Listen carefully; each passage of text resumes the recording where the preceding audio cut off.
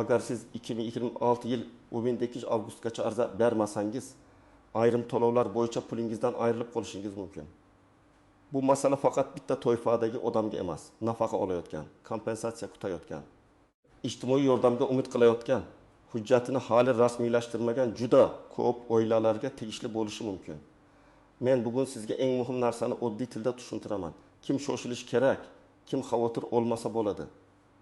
Qaysi xatolar pulni yo'qotishga olib keladi? Arizani qanday to'g'ri topshirish kerak? Agar siz bunday yangiliklarni vaqtida bilib bo'lishni istasangiz, hozirroq kanalga obuna bo'ling va videoga like bosing. Chunki ko'p odam aynan vaqtda eshitmagani uchun birgina sana yoki bitta hujjat sababli oyma-oy olishi mumkin bo'lgan puldan quruq qoladi. Avval qanday edi? Ko'p hollarda odamlar mening holatim davlat organlarida bor-ku. Pensiya jamg'armasi biladi-ku, mahalla biladi-ku, soliqda ma'lumot bor-ku deb o'ylardi. Ya'ni fuqaro o'zini tegishli to'lovga haqli deb hisoblaydi, lekin rasmiy ariza bermaydi. Natijada davlat organi uning nomidan avtomatik qaror chiqarishini kutadi. Amalda esa ko'p turdagi to'lovlar, kompensatsiyalar, imtiyozlar yoki qayta hisoblashlar faqat ariza asosida ko'rib chiqiladi. Endi esa eng muhim o'zgarish shunda. Ayrim holatlarda huquq mavjud bo'lgani bilan ariza belgilangan muddatda berilmasa pulni keyin talab qilish imkoniyati cheklanadi. Boshqacha aytganda, siz men avvaldan haqli edim deb aytishingiz mumkin. Lekin tizim sizdan nega belgilangan muddatda murojaat qilmadingiz deb so'raydi. Mana shu joyda 2026 yil 18 avgust sanasi juda muhim chegara sifatida tilga olinmoqda. Men bu masalada odamlar eng ko'p qiladigan xatoni ko'raman. Ular huquq bilan to'lovni bir xil narsa deb o'ylaydi. Huquq boshqa, pulni olish tartibi boshqa. Sizda huquq bo'lishi mumkin, lekin uni tasdiqlovchi hujjat ariza. Bank rekviziti, yashash joyi bo'yicha ma'lumot, oilaviy tarkib yoki daromad ma'lumoti vaqtida topshirilmasa, to'lov boshlanmaydi. Ba'zan to'lov keyingi oydan boshlanadi. Ba'zan faqat ariza berilgan kundan hisoblanadi. Ba'zan esa o'tgan davr uchun pul to'lanmaydi. Men buni oddiy misol bilan tushuntiraman. Tasavvur qiling, bir fuqaro oyga 600 ming so'mlik yordamga haqli. U 2025 yil sentabrdan beri bu yordamni olishi mumkin edi. Lekin u ariza bermadi, hujjatlarni yig'madim deb yurdi. Yoki kimdir o'zlari chaqiradi dedi. U 2026 yil 18 avgustdan keyin bo'lsa, masala shunday qo'yilishi mumkin. Hozirgi kundan boshlab ko'rib chiqamiz. Lekin oldingi oylar uchun to'lovni ola olmaysiz. Agar 20 oy o'tgan bo'lsa, 600 ming so'mdan hisoblaganda 6 million 600 ming so'm yo'qotish ehtimoli bor. Bu kichik pul emas. Endi kimlar ayniqsa diqqatli bo'lish kerakligini batafsil aytaman. Birinchi navbatda ijtimoiy yordam, kompensatsiya, nafaqa, moddiy yordam, kommunal to'lovlar bo'yicha imtiyoz yoki boshqa davlat to'lovlariga da'vo qilayotgan fuqarolar. Agar siz mening oilam kam ta'minlangan, nogironligi bor farzandim bor, qaramog'imda mehnatga layoqatsiz odam bor. Men bo'g'uvchisini yo'qotganman. Pensiya yoki nafaqa qayta hisoblanishi kerak.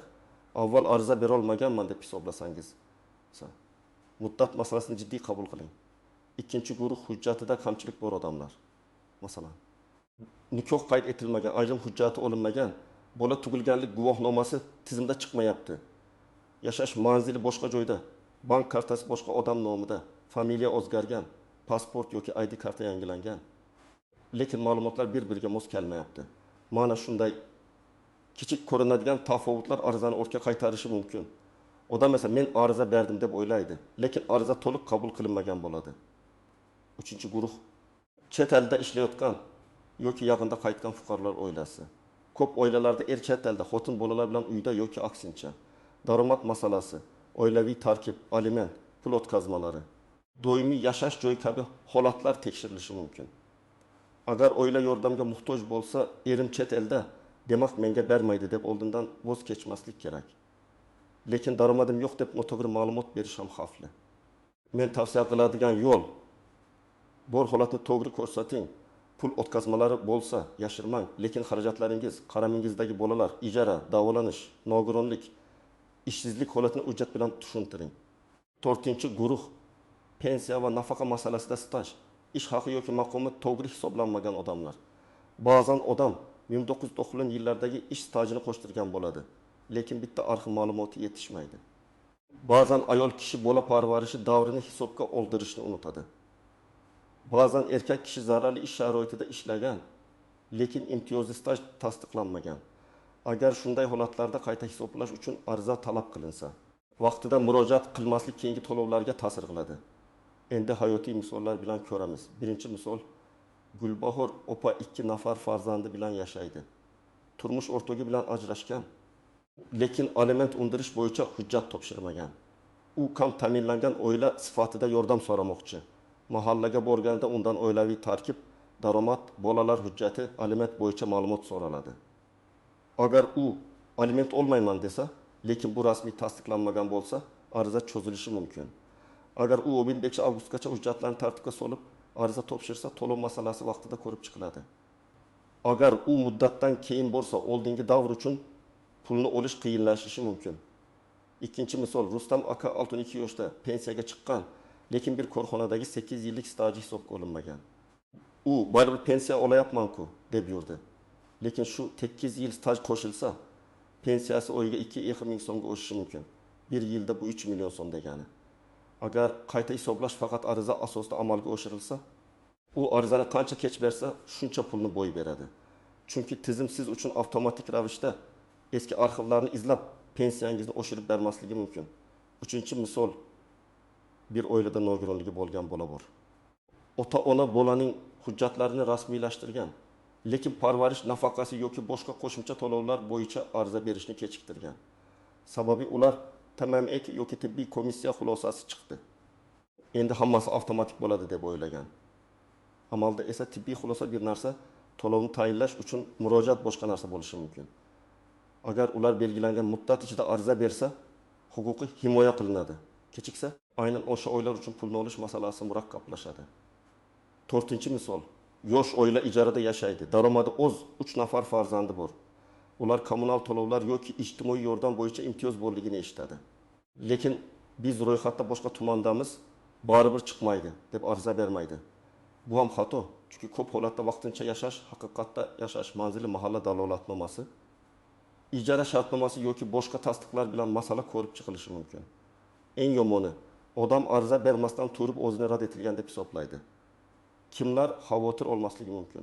Agar siz tegishli to'lovni allaqachon olayotgan bo'lsangiz, hujjatlaringiz yangilangan bo'lsa, bank kartangiz faol bo'lsa, oilaviy tarkibingiz o'zgarmagan bo'lsa va davlat organidan qayta ariza talab qilinmagan bo'lsa, vahimaga tushmang. Lekin baribir tekshirib qo'yish zarar qilmaydi. Chunki to'lov olayotgan odamda ham muammo chiqishi mumkin. Karta muddati tugagan, familiya o'zgargan, bola 15 yoshga to'lgan, nogironlik muddati tugagan. Yashash joyi o'zgargan, daromad oshgan yoki oilaviy tarkib yangilangan bo'lishi mumkin. Bularning har biri to'lov to'xtashiga sabab bo'ladi. Endi istisnolar va ko'pchilik bilmaydigan nozik joylarga o'taman. Birinchi nozik masala. Ariza topshirish bilan ariza qabul qilingan hisoblanishi bir xil emas. Siz idoraga kirib savol berganingiz, maslahatchi bilan gaplashganingiz, mahallaga hujjat olib borganingiz hali rasmiy ariza degani emas. Rasmiy ariza deganda sizning murojaatingiz tizimga kiritilgan, ro'yxat raqami berilgan, sana qayd etilgan, kerak bo'lsa SMS yoki qog'oz tasdiq berilgan holat tushuniladi. Men har doim odamlarga aytaman. Og'zaki gapga ishonib ketmang, ariza raqamini oling. Ikkinchi nozik masala, hujjat yetishmasa muddat qanday hisoblanadi? Ba'zi holatlarda siz arizani vaqtida topshirasiz, lekin hujjat yetishmaydi. Sizga kamchilikni to'ldirish uchun muddat beriladi. Agar siz shu muddatda to'ldirsangiz, dastlabki ariza sanasi saqlanishi mumkin. Lekin agar siz keyin olib kelaman deb o'ylar davomida yurib qolsangiz, ariza yopilishi yoki rad etilishi mumkin. Shunda siz qayta ariza berishga majbur bo'lasiz va sana yangidan hisoblanadi. Mana shunda pul yo'qotish xavfi tugiladi. Uchinchi nozik masala telefon raqami va SMS.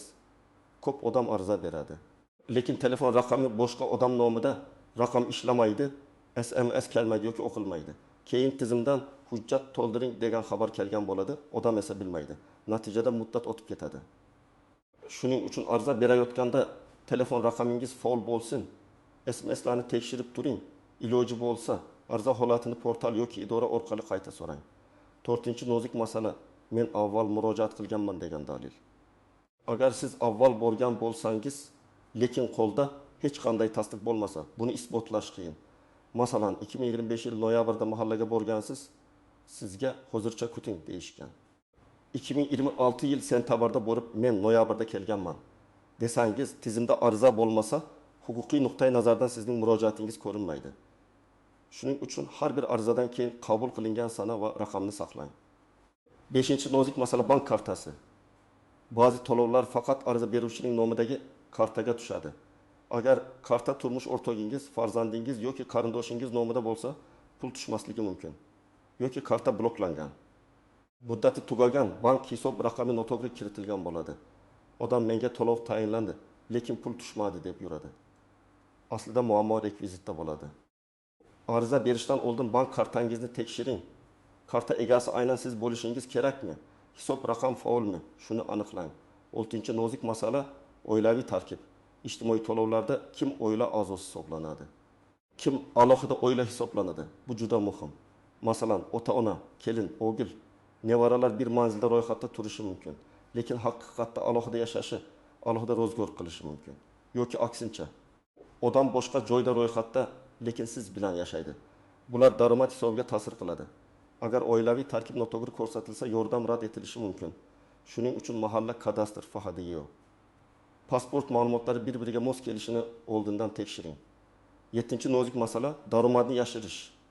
Men buni alohida aytaman. Yordam olish uchun yolg'on ma'lumot berish keyinchalik katta muammo tug'diradi. Tizimlar bir-biri bilan bog'lanib bormoqda. Ish haqi, soliq, bank o'tkazmalari, mulk, avtomobil, tadbirkorlik, pensiya, stipendiya, aliment kabi ma'lumotlar tekshirilishi mumkin.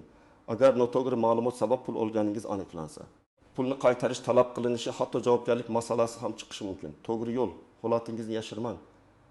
Lekin xarajat va ehtiyojlaringizni hujjat bilan asoslang. 8-nozik masala muddat bayram. Dam olish kuni yoki texnik nosozlikka to'g'ri kelsa nima bo'ladi? Bunday holatlarda amaldagi tartibga qarab keyingi ish kuni qabul qilinishi mumkin. Lekin men hech kimga oxirgi kunga qoldirishni maslahat bermayman. Chunki oxirgi kuni portal ishlamasligi, navbat ko'p bo'lishi, bitta hujjat yetishmasligi, bankdan ma'lumot olib ulgurmasligingiz mumkin. Eng to'g'ri yondashuv 15-avgustni oxirgi kun deb emas, undan ancha oldin yakuniy chegara deb qabul qiling.